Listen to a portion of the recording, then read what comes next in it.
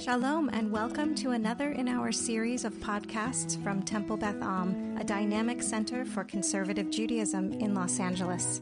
This is a recording of Rabbi Adam Kligfeld's weekly Rashi study class.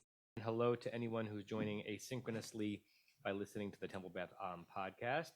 Today, the title of this class is a misnomer because this class is called Chumash with Rashi, and today it will be Chumash with everyone but Rashi, because we're entering into not that you never find it, but a relatively rare stretch of verses where Rashi either said nothing, or if we want to, hi Sue, we want to speak with full humility. Maybe he wrote it and it got erased. I mean, we don't really know, but there's no extant Rashi on chapter 7 of the book of Shemot, verses I think 5, 6, 7, and 8, if I'm not mistaken. But on each of those verses, there's at least one medieval commentator, including Rashi's grandson, that has something to say. And so we'll spend, I imagine, much, if not all this class, getting through the pshat of those verses, and then also seeing what other commentaries have to say. For each of those commentaries that are not in front of you, I will bring them up on the screen so that people can see them on the Zoom and also in the room. Okay, so where we left off was reading. We read the Rashi. We read verse 4 of chapter 7 and the Rashi on it. We'll read it again just to give us some momentum. And Larry, did you want to add anything in terms of translation, or leave that alone because you weren't here last week? Did you want to share in the class what you shared with me? You don't have to. I think it's actually interesting. You think it's interesting? Yeah. Oh, in that case. Well, let's read the verse. So chapter 7, verse 4. V'lo yishma alechem paro. Pharaoh will not heed you, will not pay attention to you, will not listen to you. Remember that the root shin mem ayin in biblical Hebrew doesn't just mean to hear with an ear; it means to heed. Right? V'natati et yadi b'Mitzrayim. I will place my hand upon Egypt. And the question is this anthropomorphic, specifically imagine God with a hand, or is one of the ways of reading Rashi, who emphasizes the hand, is Rashi saying it's actually the hand, or is God simply emphasizing here that it's going to be God doing it directly as opposed to by means of a mediator? V'otzeti et tzivotai, I will extricate my hosts, my armies, my hordes, et ami v'nei Yisrael me'eretz Mitzrayim, my people, the children of Israel from the land of Egypt, bishvatim dolim, with grand chastisements. Right? There's no real easy way to translate that phrase. Something about a judgment and something about something being large. We spent a lot of time looking at several different translations, but we didn't have Kaplan or Alters last week, but now we have Larry, who has both. So the Kaplan is, this is why Pharaoh will not pay attention to you, but then I will display my power against Egypt, and with great acts of judgment, I will bring forth from Egypt my armies, my people, the Israelites. So he puts the judgment earlier into the verse, right? Because he basically is reading it, V'natati et yadi b'Mitzrayim bishvatim dolim, right? I will place which makes some sense. I will impose my hand upon Egypt. In what way? Bishvatim dolim, with grand chastisements. And by doing so, I will take out my armies. And this is Kaplan. That's Kaplan. What I think Kaplan is suggesting here is that it's almost like Vehotziti et Sivotai, I will take out my hosts. Who are my hosts? Who's my army in this case? The children of Israel, all of them. They are my forces. Go ahead, and then Alter. So Alter has, and Pharaoh will not heed you. So I think that's a difference between Kaplan, who started off with you didn't make a big issue of it. This is why Pharaoh will not pay attention to you. Right. That what Kaplan offers up there is this is why. Right. It doesn't appear in the verse, but that's Kaplan's method. Like he wants to kind of write it as if someone who spoke conventional English right now were writing it and filling in words that were just left out in Hebrew, but the Hebrew didn't require it back then. Go ahead. And I shall set my hand against Egypt, and I shall bring out my battalions, my people, the Israelites, from the land of Egypt, with great retributions that the Egyptians may know that I am the Lord, when I stretch out my hand over Egypt and bring out the Israelites from their midst. Right. So what Larry just read is both verses 4 and 5, which we haven't yet read. Sorry. That's okay. Which we are about to read because Alter kind of smushes them together as if the end of verse 4 is actually, it's almost like a comma or a semicolon before verse 5 rather than a period. So what do you want to say about that? So Alter has a comment. I shall bring out my battalions, my people, the Israelites. The opposition expresses of a wry and surprising identification. God bears the epithet Lord of battalions, or Lord of hosts, or Lord of armies, or Yud-He Vav-He Tzavaot. But here, the battalions God calls his own turn out to be the people Israel. Mm-hmm. In fact, a mass of wretched slaves who will be fleeing from their taskmasters. So it's an irony, I guess. Yeah, an irony or a transformation, apotheosis, right? That I'm specifically referring to this ragtag group of people as my finest Marines. Yeah, interesting. Sue, microphone. Does anybody want to pull up, anyone who's here want to pull up this on their phone and turn it to the person who's speaking so that people on Zoom can have the video in addition to the audio? Thanks, Joel.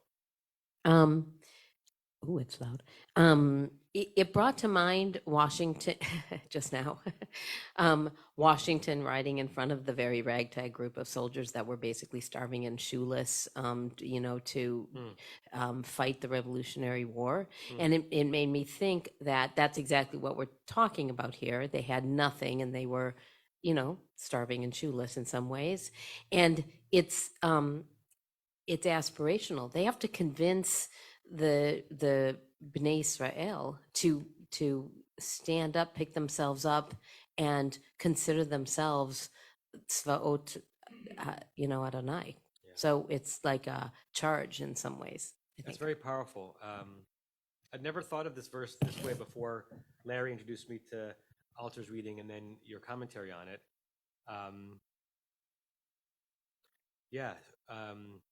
You and what army, right? Yeah, this is my army, right? Right now, this is my army, and I stand behind them, right? And I'm ready to have them confront you. Yeah, interesting. Because the phrase Adonai Tzvaot never makes sense. Like we try to make it make sense. The God and God's heavenly hosts. It's clear here that some of the translations are reinforcing that these Tzvaot are not celestial. They're right down here. And who can they be? I'm Israel.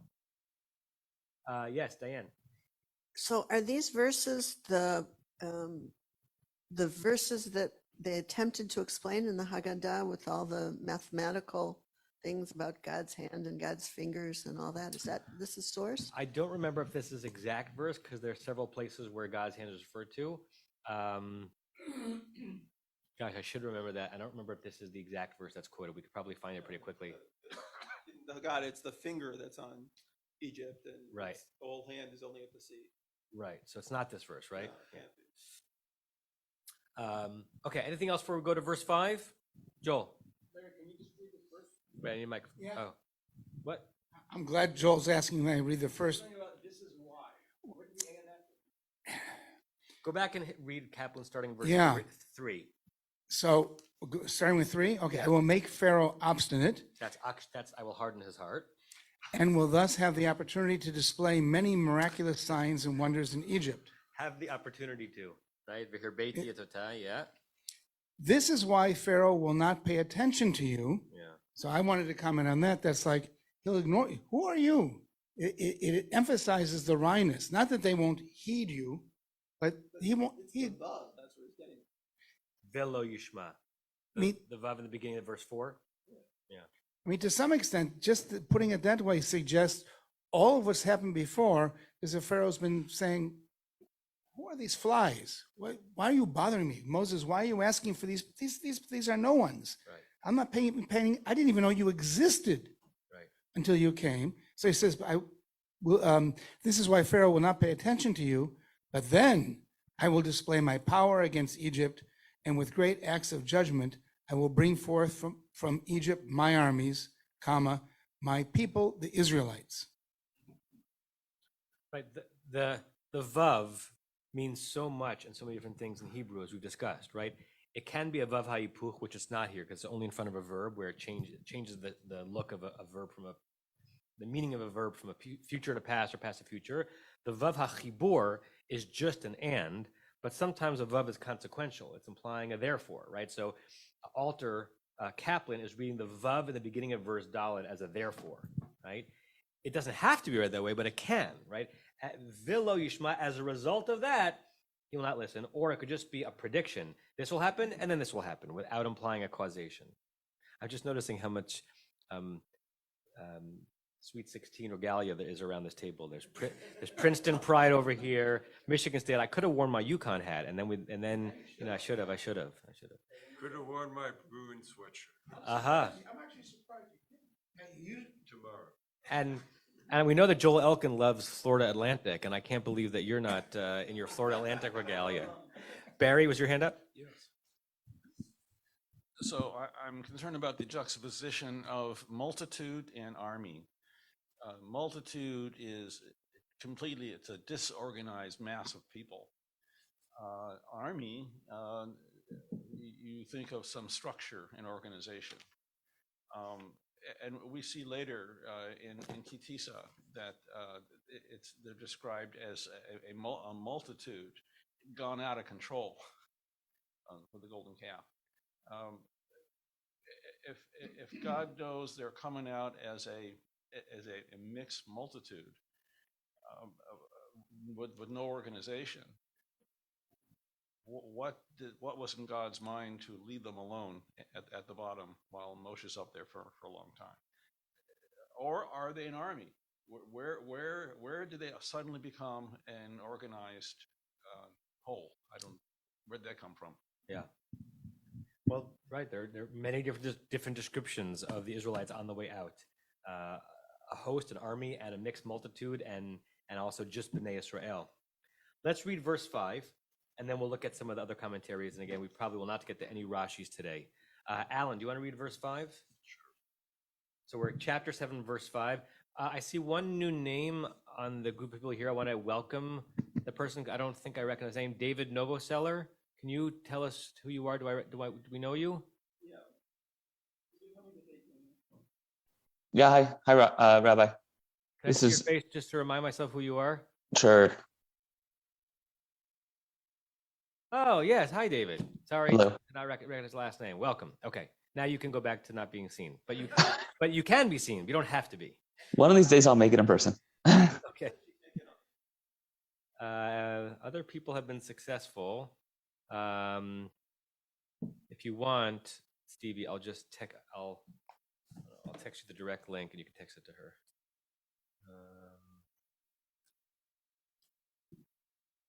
Okay, I just texted you the direct link. All right, go ahead, Alan. Chapter 7, verse 5. V'yad'u Mitzrayim ki ani Adonai bintoti et yadi al Mitzrayim v'hotzeti et bnei Yisrael mitocham. Okay, only one potentially hard vocab word here. See what you can do. Okay, and Egypt. Egypt will know that I, Adonai. I would put in an am, which doesn't exist in Hebrew. That I am God. Good. Pause right there. It'll be interesting to see how Aryeh Kaplan translates this. The vav at the beginning of verse 5 is grammatically a vav hayipuch because it's taking the word yadu, which looks like past tense, and making it future tense. But it'll be interesting, and don't get away yet, if you read this vav as also a consequential, a cause and effect vav, or just a way of introducing what is a future tense verb. Okay, so Egypt will know that I am God. What's the root of bintoti? It sounds Japanese, but it's Hebrew. Nin tet hey. It's either nun. Natat? What's that? Natat? Like to give. That would be a taf. This is a tet, right? There's Nun tet lamed, which is nitilat yadayim, lameds usually don't drop out of verses, but remember we've discussed that there are often two-letter genuses of verbs that have subspecialties that are species, right, in the taxonomy. So could be that nun tet three-letter roots are all in the same family, but nun tet hey, what would nun tet hey mean? What does no te mean? Could be to stretch out. It could also be to lean, to tend in a certain direction, right? So there are several possibilities for how to translate this. And what's the form? So if the root is nun tet hey, how would you take apart and display the way that the word bintoti is created, Alan? Well, I'd say it seems like some sort of possessive, some say, either I or some sort of possessive that's taking place. So it's the bet is confusing for me. I don't know if that's with or bintati. It's hard. Yeah. So the yud at the ending is definitely possessive. Okay. The bet in the beginning is definitely a preposition. What's in the center of it is probably a gerund. Whatever notet is, it's almost, if you could think of like to the word kotev, to write, ktiva is the writing, right? Lashir, sing, shira is the singing. So whatever is in the center of bintoti, it's the inging of whatever the verb means. In my stretching, in my extending, in my leaning, via the leaning of my hand, something like that. So choose one of those, Alan, and now try to say the whole sentence as a coherent idea. Okay. So that I will stretch forth my hand against Egypt and bring the children of Israel from them. Okay, but now do it making sense of how the bet of bintoti connects what's coming to what came beforehand. I think it's supposed to be read together. V'yadu Mitzrayim ki ani Adonai bintoti et yadi al Mitzrayim v'hotzeiti et bnei Yisrael mitocham. Okay. And Egypt will know that I am God and will be extending my hand. I don't think an and will be. How else could it be rendered? And as I, via my, when I. Look at the uncleus for a second. Vid'un Mitzrayim are ana Adonai. Egypt will know that I'm God. Kad in Aramaic is when. It's like kasher.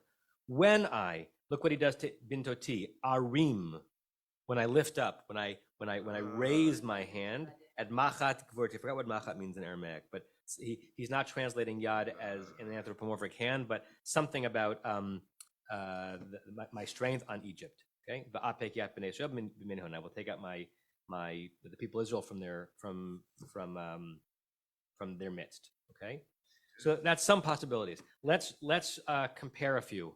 Let me pull this up on Sfaria.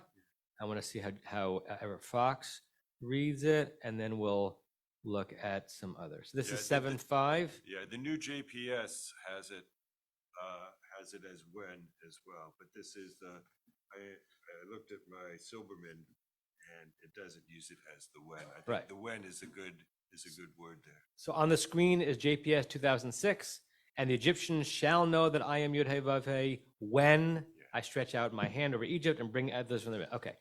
It's not on the screen. It's not on the screen, Rabbi. It is on the screen. Oh, Saperstein said. Saperstein. I'm not sharing the screen yet. Hold a second. Saperstein says the Egyptians will know that I am Yud Hey Vav Hey when I stretch out my hand over Egypt and bring the children of Israel out from their midst. Right. And okay. And Saperstein says, and Egypt shall know I am Hashem when I stretch out my hand over Egypt, and I shall take the children of Israel out from among them.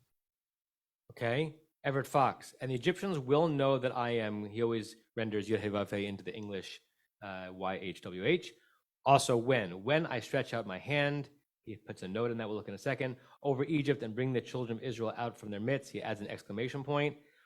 This is, can everyone see it? Yeah.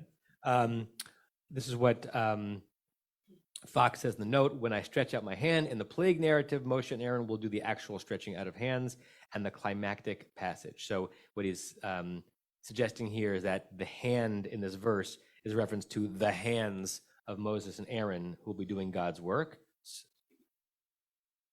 What? Were you raising your hand? Yeah. Were you stretching out your hand over the Egyptians? Could someone give a microphone to Sue?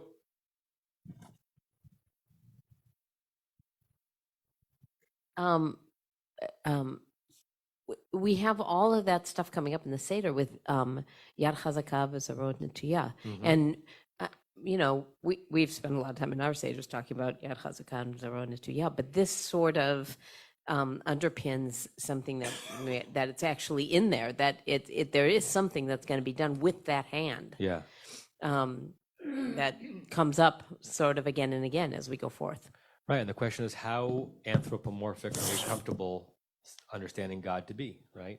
And right, so Everett Fox, he's not writing as a theologian, he's writing as a translator, but he's trying to also make sense of the main meaning, and he's saying, when you see hand of God, think of it as the hands of God's messengers that will be used to do the work of God. Korin, and Mitzrayim shall know that I am the Lord, also when I stretch out my hand upon Mitzrayim and bring out the children of Israel from among them. And then, Matsuda, I usually don't have such interesting translations. Also when, and then there's another interest, this guy I found recently. Torah Yishara, I'd never heard of this translation until recently. And the Egyptians will recognize, Yodea, right? Interesting how to translate recognize, that I am the eternal ruler. That's how he renders Yod-Heh-Vav-Heh. Also when I stretch forth my hand, my power against Egypt, and bring forth the children of Israel from their midst. Okay, and he mentions Rashbam, and we're going to look at the Rashbam directly in a second. Larry, do you want to share Aryeh and Ari Kaplan and Robert Alter? I don't think these are on Safari yet. But we can look at the German one. I don't think they are, and I think these are. Oh, look at this. Und, that says it all if you think about it. He turns it into a das. I'm just all right. Go ahead. So I think they're both interesting because they're both different. So what's different about altar is we have to go back to verse 4. Don't literally go back to verse 4, but you all probably have a period separating the verses as being two distinct verses. And the reason I ran on is because altar doesn't. So altar says, I'm backing up, and I shall set my hand against Egypt, and I shall bring out my battalions, my people, the Israelites, from the land of Egypt with great retributions, that the Egyptians may know that I am the Lord, when I stretch out my hand over Egypt and bring out the Israelites from their midst. So what Alter is doing between verses 4 and 5 is similar to what Kaplan did between 3 and 4, suggesting a so that, right? A connective cause and effect. And Kaplan does something unique that nobody else does. So he starts it off as a sentence. It's distinct, but now he inverts everything. So pay attention because I'm jumping over the first phrase. When I display my power, Bintoti yadi, yeah. And bring the Israelites out from among them, Egypt will know that I am God. Yeah. So it's causal because it's when. Yeah. He doesn't say then, but it's clear that's what will happen as a result. Right. He's taking the dependent clause at the end and throwing it at the beginning to emphasize it. Yeah. Read it one more time if you don't mind. Sure. When I display my power and bring the Israelites out from among them. So pause. So he's going very metaphorical on bintoti et yadi, display my power. The word display and power is not there in the Hebrew, but Kaplan's saying, but that's what it means. Okay. Egypt will know that I am God. Okay. Good. So we've got 7 translations in our minds. Let's hear from Barry and we'll look at Rashbam. When On the night of the leaving and putting blood on the doorpost and to stay inside. If you're out, what's coming through? Is it God or it's God's hand that's coming through? I think it's referred to as God's hand coming through, and that's, we may say power, but literally it's the hand. And Yeah. Rick, before Rick speaks, Larry, you said something about that the Zoom is so. What did you email me about the audio you wanted Hector to hear? On the podcast, well, we don't hear any distortion now, but on the podcast, the people who were on Zoom, Can't be heard even. it's the koshi. It was really Wow. every single person that spoke from Zoom on the podcast was distorted terribly. But Hector fixed it today. He said he changed the setting, Okay. so we'll see. I know it's annoying for the Zoomers to talk. Can the Zoomers hear the other Zoomers talking okay? Okay. Okay. Rick, Hi. I'm getting a new camera, so sorry about my video, but my audio is okay. I just wanted to maybe raise the distinction between Pharaoh and Egypt.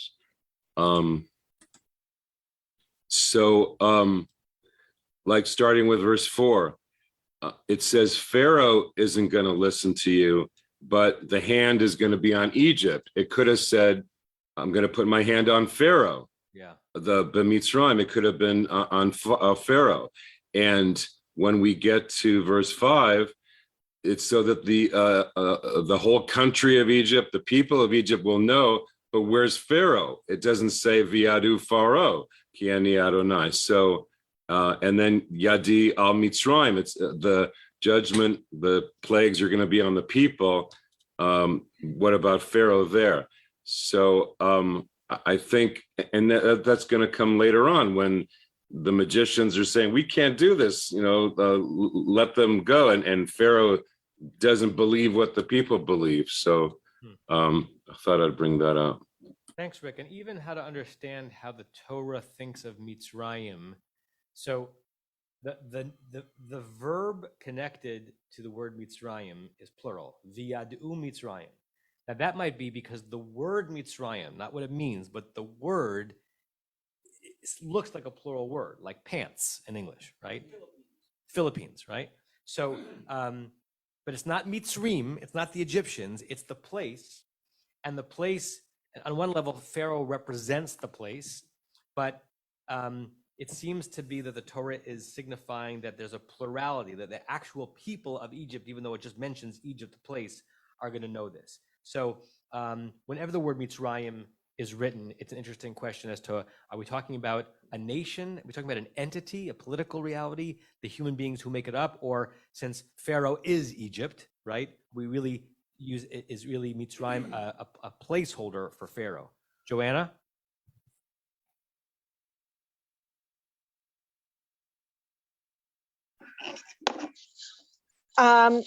So the other thing that strikes me is, if I remember correctly, what we had earlier was that Joanna, Mitzrayim. you turned your video off, not that it matters, but if you want to be seen as you're talking, turn your video back on. There we go. Not that it really matters, but what we heard, or maybe it does, but what we heard before is that if I remember correctly, in the introduction to all the magic tricks that Moses and Aaron were going to do, was that the Mitzrim would know that our God, Bnei Yisrael's God, is Bnei Yisrael's God. Here, there seems to be an implication that they would realize for themselves that our God is God. And because of the relationship in this pasuk, it almost adds like another layer to when the redemption will come,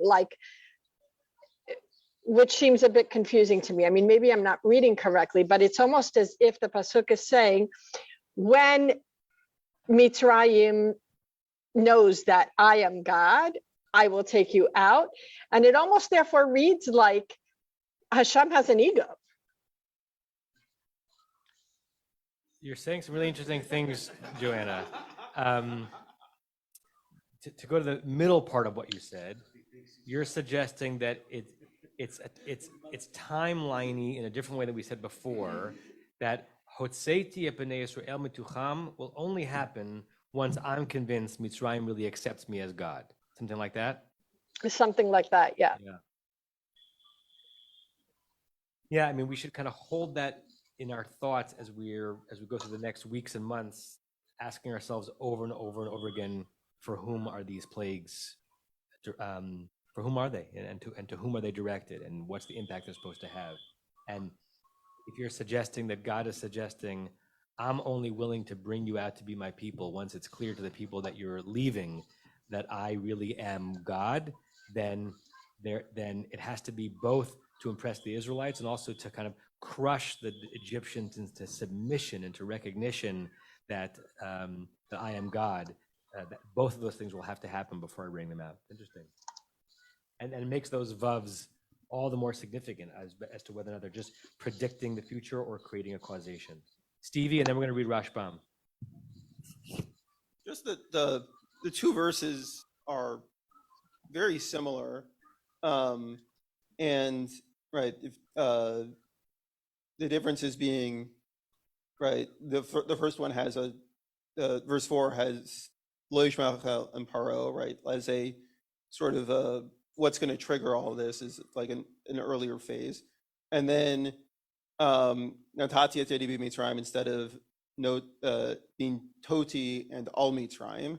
So slight variation in phrase, but same basic thing. The subject is shortened in verse 5.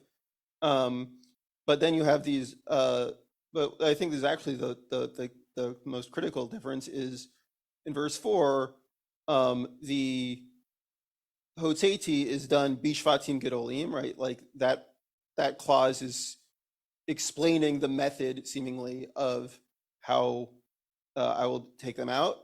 And in verse 5, it's the two clauses, the two things of stretching my hand and taking them out is how is the method for V'yadu Mitzrayim. So it's sort of like, even though the verse is moving forward in terms of we're reading further down the page because it's the next verse, it's sort of backing up a step about like, I told you how I'm going to accomplish,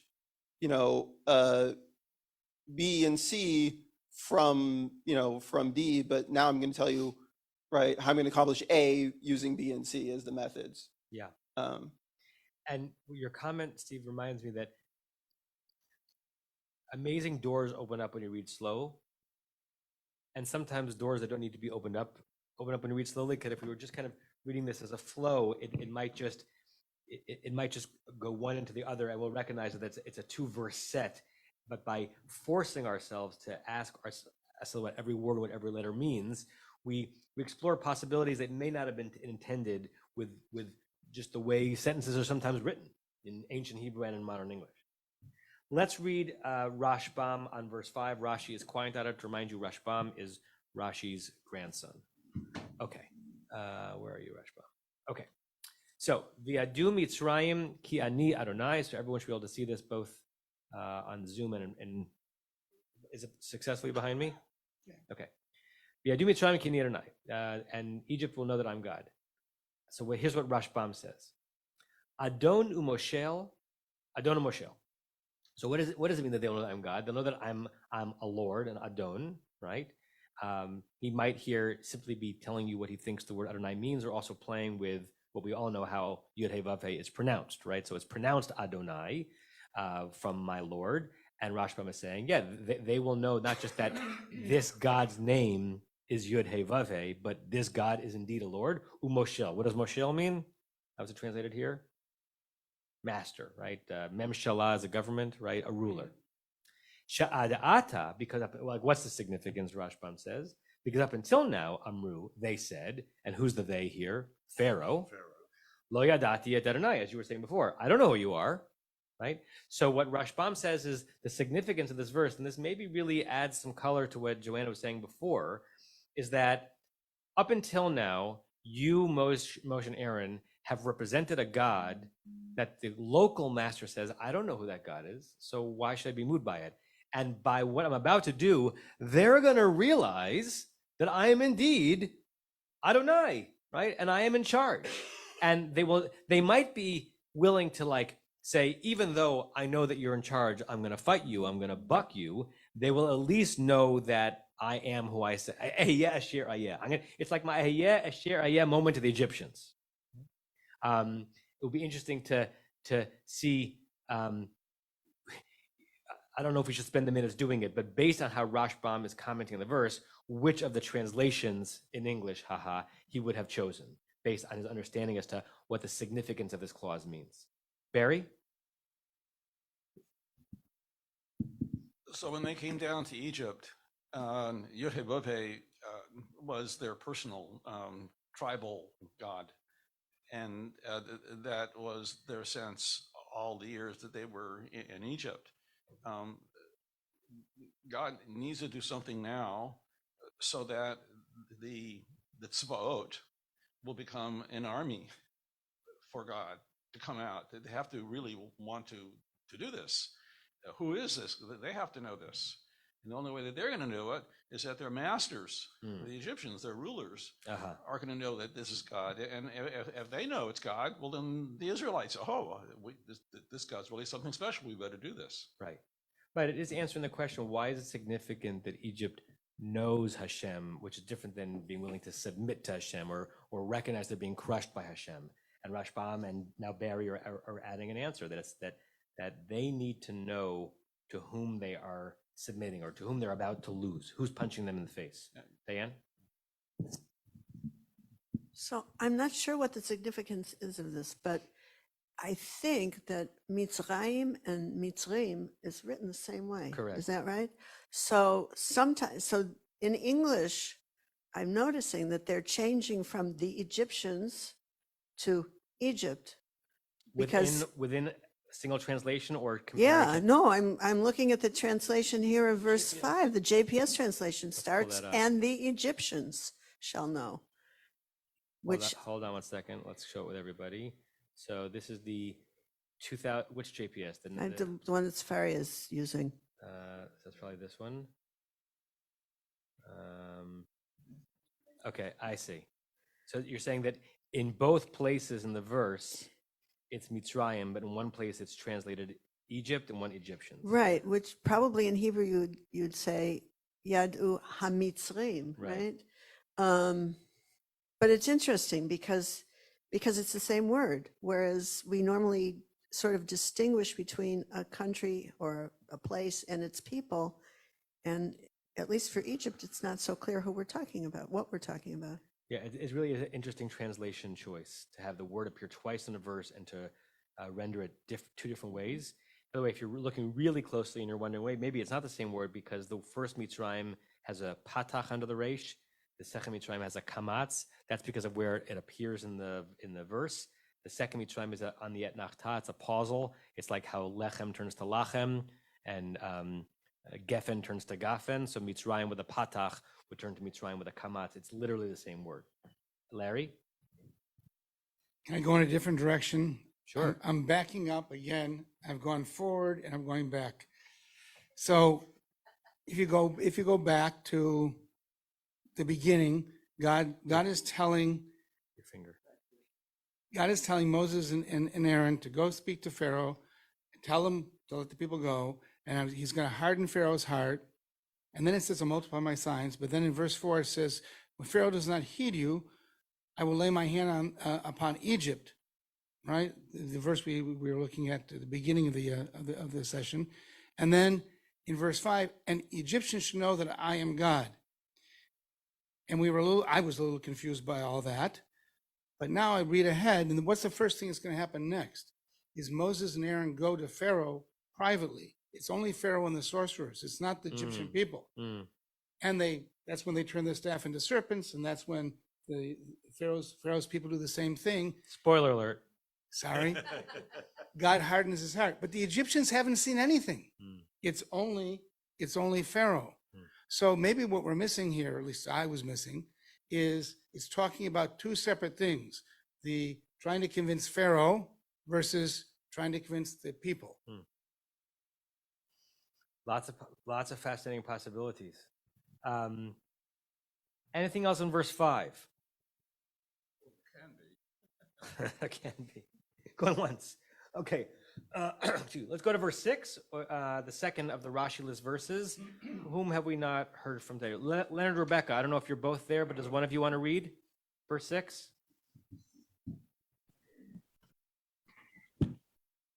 We heard you for a second. Hi. Hi, Leonard. Boker Tov. Okay, hold on one second. Hold on. Vayas Moshe ve'Aharon ka'asher tziva Adonai otam ken asu. And before he even translates, those of us who have even a rudimentary knowledge of Hebrew can understand why Rashi might be quiet on this verse. It's not going to be a hard verse to make sense of. It'll be challenging to figure out what the question is on this verse, but we've got a couple of commentaries who do so. Okay. So,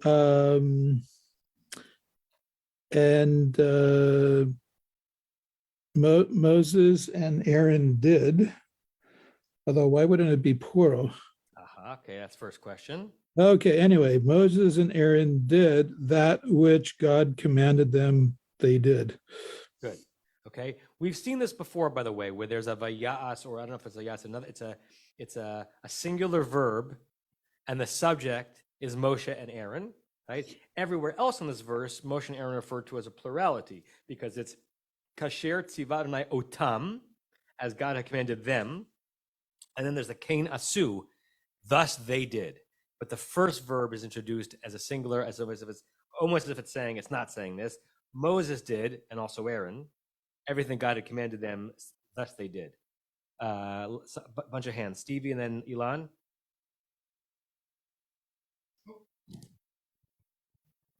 If you go back to verse 2, they were each given different instructions, Moses and Aaron. So it makes sense that each one did their thing, singular, but then it's plural.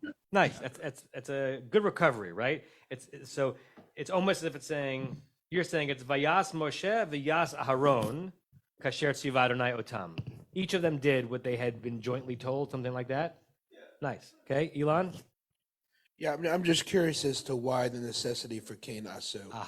If there's any content question on the verse opposed to the grammatical one, it's the Kain Asu, right? Now, we're going to see Kain Asu's or Vayasu Kain a lot later on in Parshat Vayakel and Pekudei, which we'll get to in 2049, I think, where you have lots of, God commanded to do them, and they did it, right? But this is, an early place where the Torah is explaining,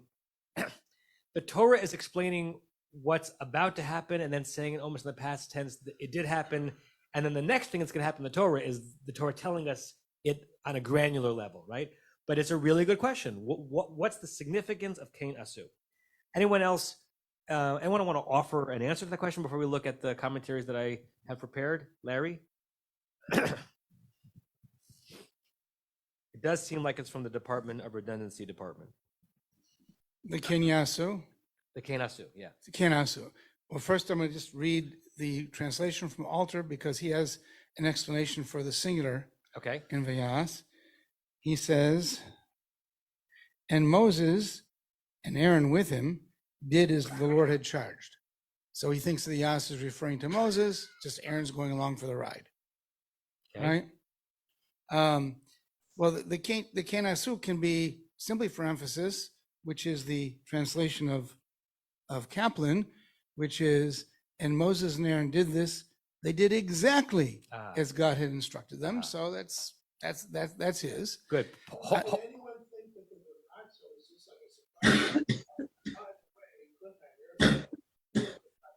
Well, maybe this is an introduction to the next installment to the serial. So it hasn't come up yet and says, and Moses and Aaron did exactly that. Wait till next week to see what they did. Right. So before we look at Torah Yeshara's commentary, Moses and Aaron did so just as the Eternal commanded them, so they did. Now, you're right, Elon, you could still ask the question on that answer, but as we go first from question to answer, we'll pause in the answer. Lest you might have thought that they might have deviated from these instructions, they didn't, right? And why might they have deviated from it? We'll see some answers to that in the medieval commentaries. But it's his translating it, recognizing that the Kenasu could be read as extraneous. But there's another possibility, Okay. which goes back to what Stevie is talking about, which they each had their role.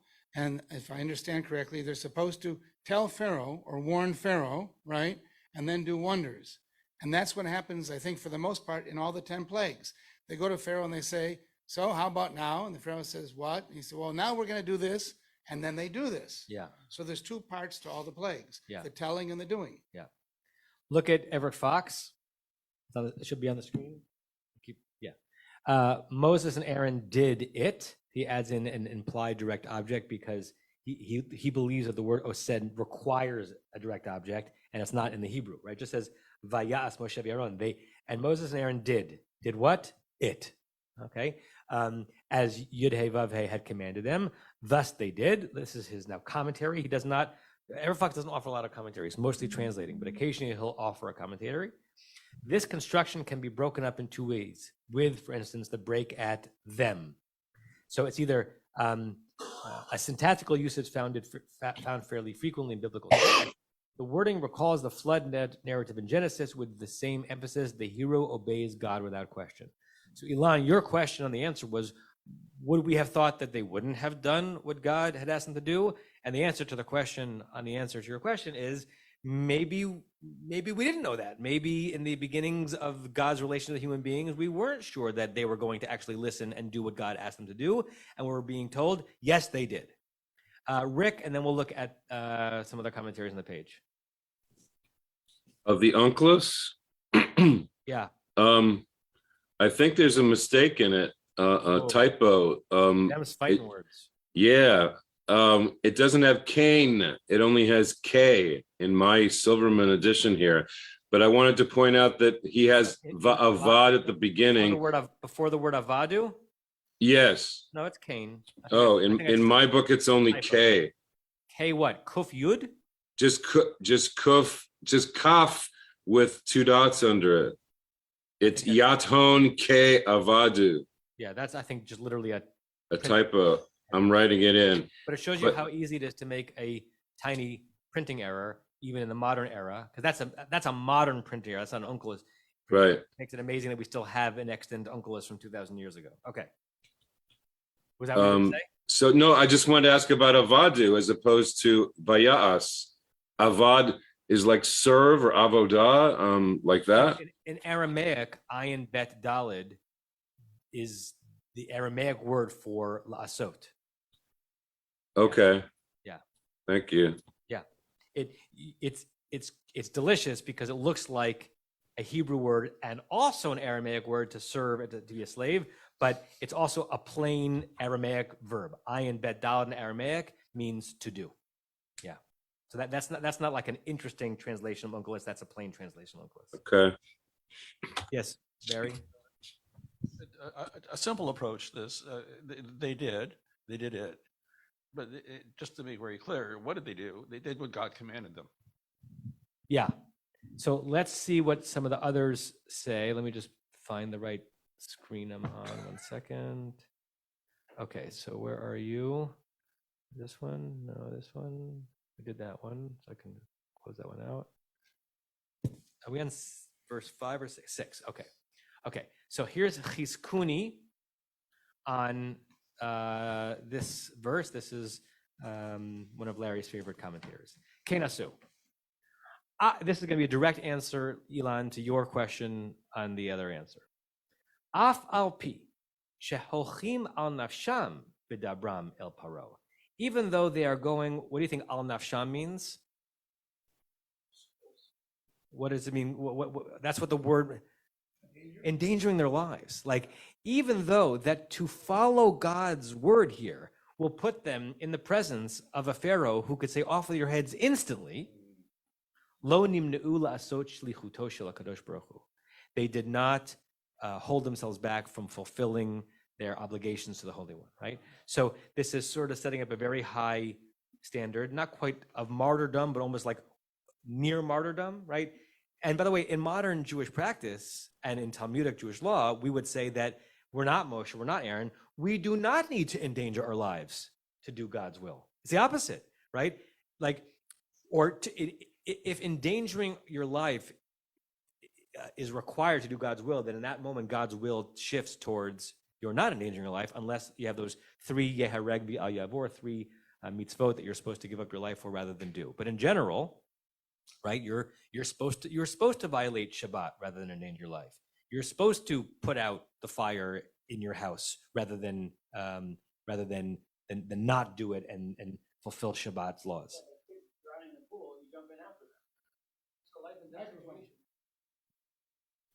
Microphone. I can't repeat it. I can't repeat it the way you said it, Joel. But in a life and death situation like this, then it's not required, but it's expected that you're supposed to risk your life to do it. I understand the point. You're comparing it to breaking Shabbat. I'm comparing it to a kid drowning in a pool. You're supposed to jump in after them and save them. Right. And here, Bnei Israel is in a life and death situation. Got it. So I think what Chizkuni is focusing on is not whether or not the Israelites are the ones drowning in the pool, but whether or not Moshe and Aaron should jump into a stormy sea because God told them to. And the answer is that even though in this case their lives might be endangered by doing so, they rose to the level of obedience that they're willing to do so. Now, is that admirable? I don't know. Like I would think that in our ethos, we would say, maybe don't go in front of a ruler who has power over life and death to you and do so because you're feeling Jewish pride, right? We might say that's not a good choice to do, but Chizkuni is reading it that way and seemingly as praise and making sense of the Kenasu. Yeah. It's interesting because I've never asked the question, why didn't the Pharaoh at any point until the very last plague say, I'm going to kill you? And he never does, but he does before the last plague, right? He says, I can only remember the Eser Makot, the rap, but you'll die if see my face, you dare. Something like that. And that's the only time Pharaoh says that. And that brings on the last plague. That's Pharaoh and God. He just doesn't. Yeah. That's great. That's great. So that is Pharaoh as Bond villain rather than kill Moses and Aaron. Simply, he's got to have some prolonged thing and run them through a buzzsaw so that they can escape. So I know it. I'll leave the room assuming that after I leave, the water will continue to rise and there's no way they'll ever get out. It's so funny you associate it with Bond villain because I associate that with Austin Powers, which I know is a spoof on Bond villain, but for me, it's an Austin Powers thing. we're just dating ourselves. That's all. I know. Alan, and then we're going to look at Sforno on this verse. I just want to go back for a minute to V'ya'as Moshe v'Aharon. And, with everything else in the plural, that being singular, it seems, unless you're saying that they're kind of as one. And there's a comment in the Mikrot Dolot here from Ibn Ezra that says that this is a general statement indicating that all of the plagues were performed by both Aaron and Moses. Later, each plague will be described individually. That the single verb is suggesting that Moshe and Aaron are a single unit. Yeah. The combined power of Moshe and Aaron did everything they were asked to do. Yeah. Okay, let's look at Sforno on this, which probably will be how we'll end the day. Okay, same question. Simpler answer. You'll let me know if you find it more or less satisfying. He's asking the same question. He's asking what's the significance of Kain Asu, as Elon asked. Kain Asu, lo hosifu, velo garu. They neither added nor subtracted. What do you think Sforno is saying, and why is he saying it? What is Sforno adding to our understanding of the verse, if anything?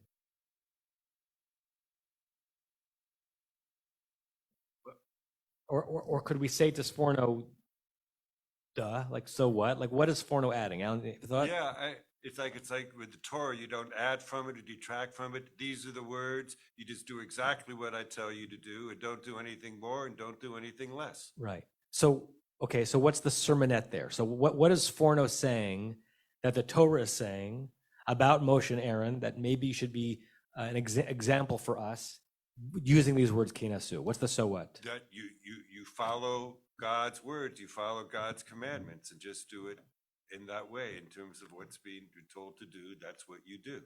They didn't just generally do it. They specifically did it. They didn't extemporize. They didn't use their own judgment. Well, in this moment, God told us to use this word, but we think this word is better called for, right? He's almost focusing more on the Cain than the Asu, right? What did they do? Exactly. Now, that means that they turned themselves into marionettes, right? They did this without human judgment and discretion, and it seems that Sforno is praising them for it, and maybe that's praiseworthy. I think that in our generation, we might say is the opposite, that it's through your human discretion and your understanding of the world that you mediate what you think you're hearing from the heavens. If you're doing exactly what you think you're hearing from the heavens, we might call you a fanatic, not a proper prophet. Rick, you may have the last word, I think. That's nice. Right above that, so no, go back. Hold on. Right above that, Sforno kind of disagrees with himself, because look at the two words, they're diplomatic language. So you may think you're knowing exactly what you're supposed to do, but there's all sorts of different ways to say things. So Moses says it one way with the stutter and stuff, and Aaron says it in more diplomatic language. So it seems to me like it's not one exact way to do it. Just do it like this. There's different ways to do it. And I just thought it was funny that diplomatic language is right there. Yeah. So let me comment, because I actually forgot. I wanted to read both of these Sfornos on the verse.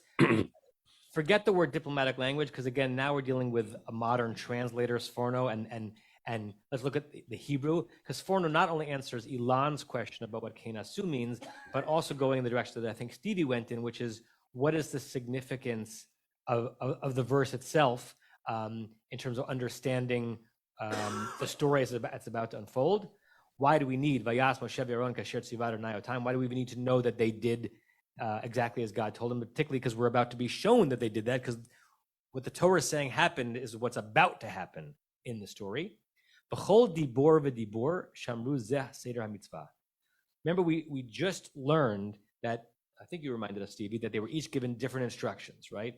What was the exact phrasing? Moshe yidaber, atat tadaber, v'Aaron yachicha yidaber al paro, right? So you're going to say everything I say to you, and then Aaron's also going to say it. So Sforno is saying, our verse says exactly the two-part process that was described before. In each one of the words, or maybe even plagues that's about to come, instructions, they did exactly as we learned in verse 2. Shaya Moshe medaber kodem, that first Moses would speak, kemo shaliach meha'el yitbarach, as the primary representative of the divine being. V'achar kach haya Aaron mitargem. So I don't like Eliyahu Monk's translation of the word mitargem here, pun intended, because the word mitargem means to translate. He says turning into diplomatic language. I think what Sforno is saying that Aaron would do exactly what he was commanded to do in verse 2, which is to translate Moshe's non-fluid but still representing God's presence opening and turning it into language that Pharaoh could understand. I don't think it's necessarily diplomatic language; it's just clearer language. Okay, so Sforno has his own way of explaining both parts of that verse. That brings us to 9:29. So we'll end here.